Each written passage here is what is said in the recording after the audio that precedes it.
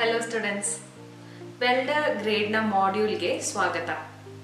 ಈ ಸೆಷನ್ನಲ್ಲಿ drip transfer ಮೂಲಕ over head ಪೊಸಿಷನ್ನಲ್ಲಿ 3 mm ದಪ್ಪವಿರುವ MS ಶೀಟ್ನಲ್ಲಿ ಫಿಲ್ಲರ್ ವೆಲ್ಡ್ ಲ್ಯಾಪ್ ಮತ್ತು ಟಿ ಫಿಲ್ಲೆಟ್ ವೆಲ್ಡ್ ಲ್ಯಾಪ್ ಅನ್ನು ಮಾಡಲು ಕಲಿಯುತ್ತೇವೆ. ಉದ್ದೇಶ: ಈ ಪಾಠದ ಕೊನೆಯಲ್ಲಿ ನೀವೇನು ಕಲಿತಿರುತ್ತೀರೆಂದರೆ 150 mm ಉದ್ದ, 100 mm ಅಗಲ ಮತ್ತು 3 mm ದಪ್ಪದ ಪ್ರಕಾರ ಶೀಟ್ಸ್ ತಯಾರಿಸುವುದು, ಡ್ರಾಯಿಂಗ್ ಪ್ರಕಾರ ಶೀಟ್ಸ್ಗಳನ್ನು ಲ್ಯಾಪ್ ಮತ್ತು ಟಿ ಎಂದು ಸೆಟ್ ಮಾಡುವುದು ಮತ್ತು ಟ್ಯಾಕ್ ವೆಲ್ಡ್ ಮಾಡುವುದು, ವೆಲ್ಡಿಂಗ್ಗಾಗಿ ಓವರ್ ಹೆಡ್ ಪೊಸಿಷನ್ನಲ್ಲಿ ಜಾಬ್ ಸೆಟ್ ಮಾಡುವುದು, ಸರಿಯಾದ ಲೆಗ್ ಲೆಂತ್ನೊಂದಿಗೆ ಜಾಯಿಂಟ್ಸ್ಗಳಲ್ಲಿ ಲೋಹವನ್ನು ಡೆಪಾಸಿಟ್ ಮಾಡುವುದು, ವೆಲ್ಡ್ ಬೀಡ್ನಲ್ಲಿ ಏನಾದರೂ ಡಿಫೆಕ್ಟ್ಸ್ ಇದೆಯೇ ಎಂದು ಪರೀಕ್ಷಿಸುವುದು. Gas metal arc welding process GMAWಗೆ ಅಗತ್ಯವಿರುವ ಉಪಕರಣಗಳು ಮತ್ತು ಸಲಕರಣೆಗಳನ್ನು ನಾವು ಈಗ ನೋಡೋಣ.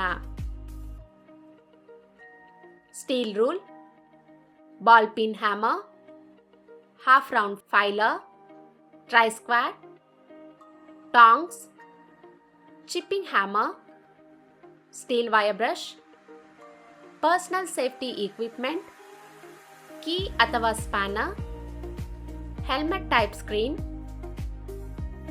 ಆಂಗಲ್ ಗ್ರೈಂಡರ್, ಪ್ರೀ ಹೀಟರ್ ಮತ್ತು ಫ್ಲೋ ಮೀಟರ್ ಇರುವ gas regulator, CO2 gas heater, shielding gas hoses, welding power source, ಸ್ಥಿರವಾದ ವೇಗ ಮತ್ತು ವೋಲ್ಟೇಜ್ ಇರುವ wire feeders, welding gun, shielding gas cylinder CO2, mild steel sheet 3 mm.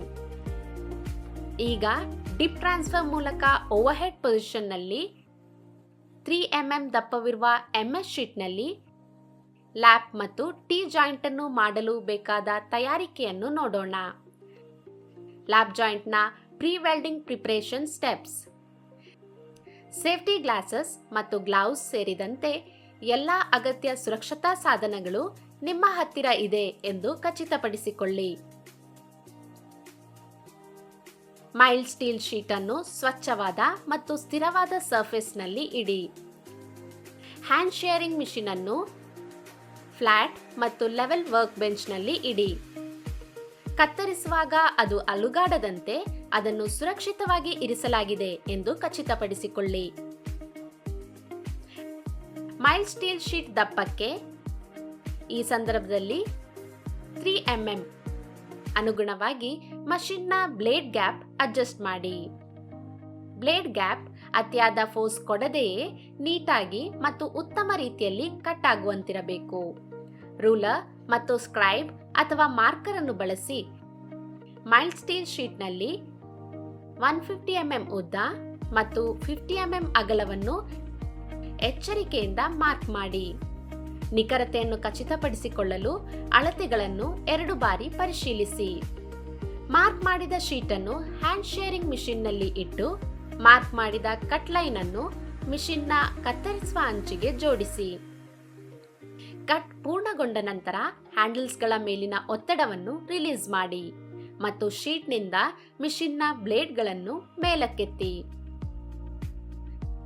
ಕತ್ತರಿಸಿದ ನಂತರ ನೀಟಾಗಿ ಮತ್ತು ಸರಿಯಾಗಿ ಕಟ್ ಆಗಿದೆಯೇ ಎಂದು ತಿಳಿದುಕೊಳ್ಳಲು ಮೈಲ್ಡ್ ಸ್ಟೀಲ್ ಶೀಟ್ನ ಅಂಚುಗಳನ್ನು ಪರೀಕ್ಷಿಸಿ. ಕಾರ್ಬನ್ ಸ್ಟೀಲ್ ವೈರ್ ಬ್ರಷ್ನಿಂದ ಶೀಟ್ಸ್ಗಳ ಸರ್ಫೇಸ್ ಸ್ವಚ್ಛಗೊಳಿಸಿ. ಸ್ಪೆಸಿಫಿಕೇಶನ್ ಪ್ರಕಾರ ಟಿ ಜಾಯಿಂಟ್ ಅನ್ನು ಸೆಟ್ ಮಾಡಿ. ರಕ್ಷಣಾತ್ಮಕ ಉಡುಪುಗಳನ್ನು ಧರಿಸಿ. GMAW ಮಿಷಿನ್ ಸೆಟ್ ಮಾಡಲು ಪ್ರಾರಂಭಿಸಿ. ಸರಿಯಾದ ಡಯಾಮೀಟರ್ ಹೊಂದಿರುವ CCMS ಫಿಲ್ಲರ್ ವೈರ್ ತೆಗೆದುಕೊಳ್ಳಲಾಗಿದೆ ಎಂದು ಖಚಿತಪಡಿಸಿಕೊಳ್ಳಿ. 0.8 mm diameter CCMS filler wire spool ಅನ್ನು ಫಿಕ್ಸ್ ಮಾಡಿ. ಅದನ್ನು ಲಾಕ್ ಮಾಡಿ ಮತ್ತು ಗೈಡ್ ಟ್ಯೂಬ್, ರೋಲರ್ಸ್, ಸ್ಪೈರಲ್ ಮತ್ತು ಟಾರ್ಚ್ನ ಕಾಂಟ್ಯಾಕ್ಟ್ ಟಿಪ್ ಮೂಲಕ ವೈರ್ ಅನ್ನು ಎಳೆಯಿರಿ. CO2 ಗ್ಯಾಸ್ ಸಿಲಿಂಡರ್ ಅನ್ನು ಫ್ಲೋ ಮೀಟರ್ನೊಂದಿಗೆ ಅಳವಡಿಸಲಾಗಿದೆ ಎಂದು ಖಚಿತಪಡಿಸಿಕೊಳ್ಳಿ. ವೆಲ್ಡಿಂಗ್ ಅನ್ನು ಪ್ರಾರಂಭಿಸುವ ಮೊದಲು ಮಿಷಿನ್ ಸೆಟಪ್ ಅನ್ನು ಪರಿಶೀಲಿಸಿ. ಮೊದಲು GMAW ಮಿಷಿನ್ನ ಪವರ್ ಸಪ್ಲೈ ಅನ್ನು ಪರಿಶೀಲಿಸಿ. CO2 ಗ್ಯಾಸ್ ಸಿಲಿಂಡರ್ ವಾಲ್ವ್ ಮತ್ತು ಗ್ಯಾಸ್ ಫ್ಲೋ ರೇಟ್ ಪರಿಶೀಲಿಸಿ. ಸರಿಯಾದ ವೇಗಕ್ಕಾಗಿ ಫೀಡರ್ ವೈರ್ ಮಿಷಿನ್ ಅನ್ನು ಪರಿಶೀಲಿಸಿ. ವೆಲ್ಡಿಂಗ್ ಟಾರ್ಚ್ ಅನ್ನು ಅದರ ಆಕ್ಸೆಸರೀಸ್ಗಳೊಂದಿಗೆ ಸೆಟಪ್ ಮಾಡಿ. ವೆಲ್ಡಿಂಗ್ ಟಾರ್ಚ್ನಲ್ಲಿ ಫಿಲ್ಲರ್ ವೈರ್ ಫೀಡರ್ ಅನ್ನು ಪರಿಶೀಲಿಸಿ. GMAW ಮಿಷಿನ್ ಉತ್ತಮವಾಗಿ ಕಾರ್ಯನಿರ್ವಹಿಸುತ್ತಿದೆ ಎಂದು ಖಚಿತಪಡಿಸಿಕೊಳ್ಳಿ. ಸ್ಯಾಂಪಲ್ ಮೈಲ್ಡ್ ಸ್ಟೀಲ್ ಶೀಟ್ನಲ್ಲಿ ಆರ್ಕ್ ಅನ್ನು ಸ್ಟ್ರೈಕ್ ಮಾಡುವ ಮೂಲಕ ವೆಲ್ಡಿಂಗ್ ಪ್ರಾಸೆಸ್ ಪ್ರಾರಂಭಿಸಿ. ಟಾರ್ಚ್ ಅನ್ನು ಸರಿಯಾದ ಸ್ಥಾನದಲ್ಲಿ ಸೆಟ್ ಮಾಡಿ. ಕರೆಂಟ್ ಅನ್ನು 90 ರಿಂದ 100 ಆಂಪಿಯರ್ಸ್ಗೆ ಸೆಟ್ ಮಾಡಿ. ಅನುಗುಣವಾದ ವೈರ್ ಫೀಡಿಂಗ್ ರೇಟ್ ನಿಮಿಷಕ್ಕೆ 3 ರಿಂದ 4 mm.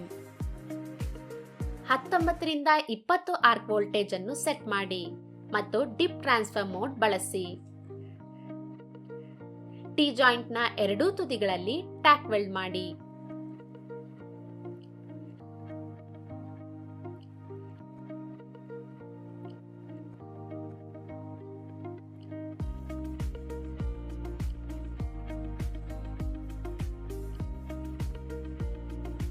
$150 ಶೀಟ್ ಟಿ ಜಾಯಿಂಟ್ ನ ಮೇಲ್ಭಾಗದಲ್ಲಿ ಲ್ಯಾಪ್ ಜಾಯಿಂಟ್ ಅನ್ನು ಸೆಟ್ ಮಾಡಿ.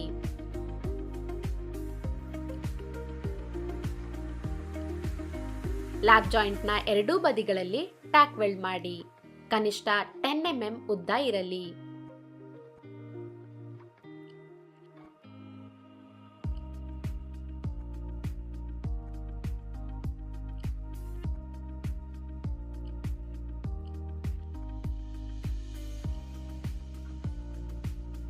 ಈಗ ನಾವು ಡಿಪ್ ಟ್ರಾನ್ಸ್ಫರ್ ಮೂಲಕ ಓವರ್ ಹೆಡ್ ಪೊಸಿಷನ್ ನಲ್ಲಿ 3 mm ದಪ್ಪವಿರುವ MS ಶೀಟ್ ನಲ್ಲಿ ಲ್ಯಾಪ್ ಮತ್ತು ಟಿ ಜಾಯಿಂಟ್ ಅನ್ನು ಮಾಡಲು ಬೇಕಾದ ವೆಲ್ಡಿಂಗ್ ಪ್ರಾಸೆಸ್ ನೋಡೋಣ.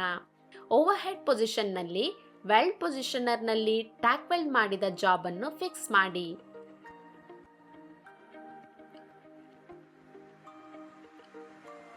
Spiral, filler wire, gas hose ಇತ್ಯಾದಿಗಳನ್ನು ಹೊಂದಿರುವ ಟಾರ್ಚ್ ಅಸೆಂಬ್ಲಿ ಹೋಸ್ ಸಾಕಷ್ಟು ಉದ್ದವಾಗಿದೆ ಎಂದು ಖಚಿತಪಡಿಸಿಕೊಳ್ಳಿ. ಆದ್ದರಿಂದ ಓವರ್ ಹೆಡ್ ಪೊಸಿಷನ್ ನಲ್ಲಿ ವೆಲ್ಡಿಂಗ್ ಮಾಡುವಾಗ ಅದನ್ನು ನಿಮ್ಮ ಭುಜದ ಮೇಲೆ ಸಾಗಿಸಬಹುದು. ವೆಲ್ಡಿಂಗ್ ಹೆಲ್ಮೆಟ್ ಅನ್ನು ಬಳಸುವುದು ಮತ್ತು ಒಟ್ಟಾರೆ ರಕ್ಷಣಾತ್ಮಕ ಉಡುಪುಗಳನ್ನು ಧರಿಸುವುದು ಓವರ್ ಹೆಡ್ ವೆಲ್ಡಿಂಗ್ ಪೊಸಿಷನ್ ನಲ್ಲಿ ಇಡೀ ದೇಹವನ್ನು ಸ್ಪ್ಯಾಟರ್ಸ್ಗಳಿಂದ ರಕ್ಷಿಸಲು ಬಹಳ ಅವಶ್ಯಕವಾಗಿದೆ. ಏನಾದರೂ ಗ್ಯಾಸ್ ಲೀಕ್ ಆಗುತ್ತಿದೆಯೇ ಎಂದು ಮತ್ತೊಮ್ಮೆ ಹಾಸಸ್ಗಳನ್ನು ಪರಿಶೀಲಿಸಿ. ಕ್ರಿಯೆಯು ಓವರ್ ಹೆಡ್ ವೆಲ್ಡಿಂಗ್ ಆಗಿರುವುದರಿಂದ ಫಿಲ್ಲರ್ ರಾಡ್ನ ಫ್ಲೋ ರೇಟ್ ಅನ್ನು 2 ಬಾರಿ ಪರಿಶೀಲಿಸಿ. ಓವರ್ ಹೆಡ್ ಪೊಸಿಷನ್ ನಲ್ಲಿ ವೆಲ್ಡಿಂಗ್ ಮಾಡುವಾಗ ವೆಲ್ಡಿಂಗ್ ಟಾರ್ಚ್ ಅನ್ನು ನಿಮ್ಮ ದೇಹದಿಂದ ದೂರವಿಡಿ. ವೆಲ್ಡಿಂಗ್ ಮಾಡುವಾಗ ಕರಗಿದ ಲೋಹವು ಬೀಳದಂತೆ ನೋಡಿಕೊಳ್ಳಿ. ಕರಗಿದ ಲೋಹವು ಬೀಳದಂತೆ ವೆಲ್ಡಿಂಗ್ ಟಾರ್ಚ್ ಅನ್ನು ಕಾನ್ಸ್ಟೆಂಟ್ ಟ್ರಾವೆಲ್ ಸ್ಪೀಡ್ ನಲ್ಲಿ ಸರಿಸಿ. ಡಿಪ್ ಟ್ರಾನ್ಸ್ಫರ್ ಮೋಡ್ ಅನ್ನು ಬಳಸಿಕೊಂಡು ರೂಟ್ ರನ್ ಡೆಪಾಸಿಟ್ ಮಾಡಿ. ಸ್ಟ್ರಿಂಗರ್ ಬೀಡ್ ವೆಲ್ಡಿಂಗ್ ಟೆಕ್ನಿಕ್ ಬಳಸಿ.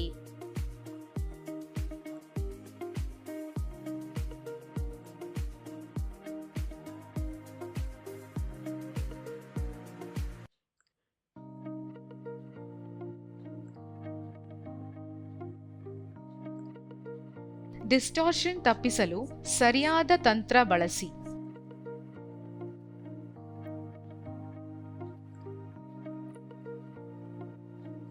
ಅಗತ್ಯವಿರುವ ಬೀಡ್ ರಿಇನ್ಫೋರ್ಸ್ಮೆಂಟ್, ಹೈಟ್ ಮತ್ತು ಅಪಿಯರೆನ್ಸ್ ಪಡೆಯಲು ಟಾರ್ಚ್ಗೆ ಏಕರೂಪದ ಪ್ರಯಾಣದ ವೇಗವನ್ನು ಕಾಪಾಡಿಕೊಳ್ಳಿ.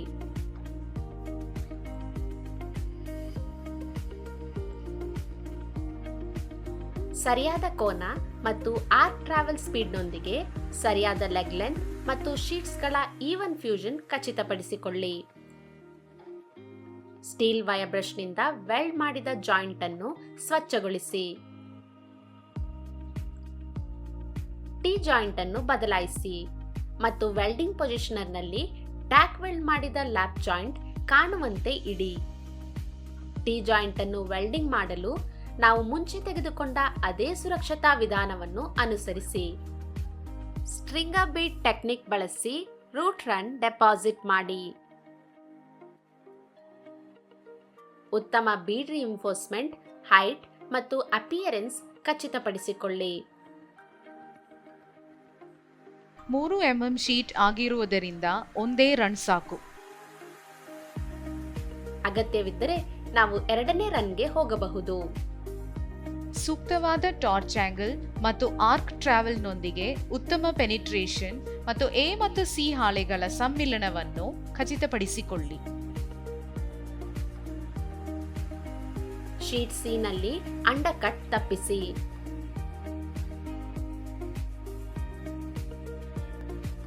ಎಕ್ಸೆಸಿವ್ ವೇವಿಂಗ್ ನಿಂದಾಗಿ ಶೀಟ್ ಎ ವೆಲ್ಡ್ನ ಟೋನ್ನಲ್ಲಿ ಅಂಚು ಕರಗುತ್ತಿಲ್ಲ ಎಂದು ಖಚಿತಪಡಿಸಿಕೊಳ್ಳಿ. ಸಿ ಶೀಟ್ನಲ್ಲಿ ಲ್ಯಾಪ್ ವೆಲ್ಡ್ನ ಇನ್ನೊಂದು ಟೋನ್ನಲ್ಲಿ ಯಾವುದೇ ಅಂಡರ್ಕಟ್ ಇಲ್ಲ ಎಂದು ಖಚಿತಪಡಿಸಿಕೊಳ್ಳಿ. ಸ್ಟೀಲ್ ವೈರ್ ಬ್ರಷ್ ಬಳಸಿ ಲ್ಯಾಪ್ ಜಾಯಿಂಟ್ನ ಬೀಡ್ ಅನ್ನು ಸ್ವಚ್ಛಗೊಳಿಸಿ. ಸ್ಟೀಲ್ ವೈರ್ ಬ್ರಷ್ ಬಳಸಿ ಟಿ ಜಾಯಿಂಟ್ನ ಬೀಡ್ ಅನ್ನು ಸ್ವಚ್ಛಗೊಳಿಸಿ. ವೆಲ್ಡೆಡ್ ಜಾಯಿಂಟ್ನಲ್ಲಿ ಮುಂದಿನ ಅಂಶಗಳನ್ನು ಪರಿಶೀಲಿಸೋಣ. ಅಂಡರ್ಕಟ್, ಅನ್ಇವನ್ ಬೀಡ್, ಕರಗಿದ ಪ್ಲೇಟ್ನ ತುದಿಗಳು,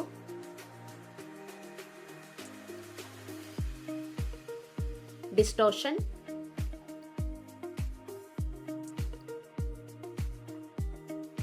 ಉತ್ತಮ ಬೀಡ್ ಪ್ರೊಫೈಲ್. ವೆಲ್ಡರ್ಸ್ ಅನುಸರಿಸಬೇಕಾದ ಸುರಕ್ಷತಾ ಅಭ್ಯಾಸಗಳು: ಸ್ಪೈರಲ್, ಫಿಲವೈರ್, ಗ್ಯಾಸ್ ಹೋಸ್ ಇತ್ಯಾದಿಗಳನ್ನು ಹೊಂದಿರುವ ಟಾರ್ಚ್ ಅಸೆಂಬ್ಲಿ ಹೋಸ್ ಸಾಕಷ್ಟು ಉದ್ದವಾಗಿದೆ ಎಂದು ಖಚಿತಪಡಿಸಿಕೊಳ್ಳಿ. ಆದ್ದರಿಂದ ಓವರ್ಹೆಡ್ ಪೊಸಿಷನ್ನಲ್ಲಿ ವೆಲ್ಡಿಂಗ್ ಮಾಡುವಾಗ ಅದನ್ನು ನಿಮ್ಮ ಭುಜದ ಮೇಲೆ ಸಾಗಿಸಬಹುದು. ವೆಲ್ಡಿಂಗ್ ಹೆಲ್ಮೆಟ್ ಅನ್ನು ಬಳಸುವುದು ಮತ್ತು ಒಟ್ಟಾರೆ ರಕ್ಷಣಾತ್ಮಕ ಉಡುಪುಗಳನ್ನು ಧರಿಸುವುದು ಓವರ್ಹೆಡ್ ವೆಲ್ಡಿಂಗ್ ಪೊಸಿಷನ್ನಲ್ಲಿ ಇಡೀ ದೇಹವನ್ನು ಸ್ಪ್ಯಾಟರ್ಸ್ಗಳಿಂದ ರಕ್ಷಿಸಲು ಬಹಳ ಅವಶ್ಯಕವಾಗಿದೆ. ಟಾರ್ಚ್ ನಾಜಲ್ ವೆಲ್ಡ್ ಸ್ಪ್ಯಾಟರ್ಸ್ಗಳಿಂದ ಮುಚ್ಚಿ ಹೋದರೆ ಆಂಟಿ ಸ್ಪ್ಯಾಟರ್ ಸ್ಪ್ರೇಯನ್ನು ಬಳಸಿ. ಇದನ್ನು ಮಾಡದಿದ್ದಲ್ಲಿ ಗಮನದಲ್ಲಿಡಿ, ವೈರ್ ಫೀಡ್ ಅನಿಯಮಿತವಾಗಬಹುದು. ಇದು ಅನ್ಎಸ್ಟಾಬ್ಲಿಷ್ಡ್ ಆರ್ಕ್ ಅನ್ನು ಉಂಟು ಮಾಡಬಹುದು. Carbon dioxide CO2 gas flow ಏಕರೂಪವಾಗಿರುವುದಿಲ್ಲ. ಇದು ವೆಲ್ಡ್ ಮತ್ತು ಪೋರೋಸಿಟಿಯ ವಾತಾವರಣದ ಮಾಲಿನ್ಯವನ್ನು ಉಂಟು ಮಾಡುತ್ತದೆ. ರೀಕ್ಯಾಪ್. ಈ ಪಾಠದಲ್ಲಿ ನಾವೇನು ಕಲಿತೇವೆಂದರೆ 150 mm ಉದ್ದ, 150 mm ಅಗಲ ಮತ್ತು 3 mm ದಪ್ಪದ ಪ್ರಕಾರ ಶೀಟ್ಸ್ ತಯಾರಿಸುವುದು. ಡ್ರಾಯಿಂಗ್ ಪ್ರಕಾರ ಶೀಟ್ಸ್ಗಳನ್ನು ಲ್ಯಾಪ್ ಮತ್ತು ಟಿ ಎಂದು ಸೆಟ್ ಮಾಡುವುದು ಮತ್ತು ಟ್ಯಾಕ್ ವೆಲ್ಡ್ ಮಾಡುವುದು. ವೆಲ್ಡಿಂಗ್ ಆಗಿ ಓವರ್ ಹೆಡ್ ಪೊಸಿಷನ್ನಲ್ಲಿ ಜಾಬ್ ಸೆಟ್ ಮಾಡುವುದು. ಸರಿಯಾದ ಲೆಗ್ ಲೆಂತ್ನೊಂದಿಗೆ ಜಾಯಿಂಟ್ಸ್ಗಳಲ್ಲಿ ಲೋಹವನ್ನು ಡೆಪಾಸಿಟ್ ಮಾಡುವುದು. ವೆಲ್ಡ್ ಬೀಡ್ನಲ್ಲಿ ಏನಾದರೂ ಡಿಫೆಕ್ಟ್ಸ್ ಇದೆಯೇ ಎಂದು ಪರೀಕ್ಷಿಸುವುದು. ಡಿಪ್ ಟ್ರಾನ್ಸ್ಫರ್ ಮೂಲಕ ಓವರ್ ಹೆಡ್ ಪೊಸಿಷನ್ ಅಲ್ಲಿ 3 mm ದಪ್ಪವಿರುವ MS ಶೀಟ್ನಲ್ಲಿ ಲ್ಯಾಪ್ ಮತ್ತು ಟಿ ಜಾಯಿಂಟ್ ಮಾಡುವ ಪ್ರಾಸೆಸ್ ನೀವೆಲ್ಲರೂ ಅರ್ಥ ಮಾಡಿಕೊಂಡಿದ್ದೀರಿ ಎಂದು ನಾನು ಬಯಸುತ್ತೇನೆ. Thank you students. ಮುಂದಿನ ಸೆಷನ್ ಅಲ್ಲಿ ಸಿಗೋಣ. ಬಾಯ್.